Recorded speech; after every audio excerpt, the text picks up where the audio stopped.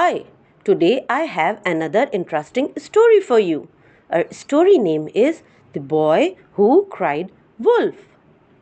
A young shepherd boy was bored while watching over his sheep, so he decided to play a trick. He shouted, "Wolf! Wolf!" The villagers came running to help, only to find there was no wolf.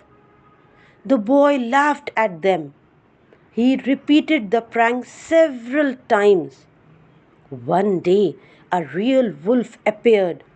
The boy shouted for help, but the villagers didn't believe him. The wolf attacked, and the boy lost his sheep.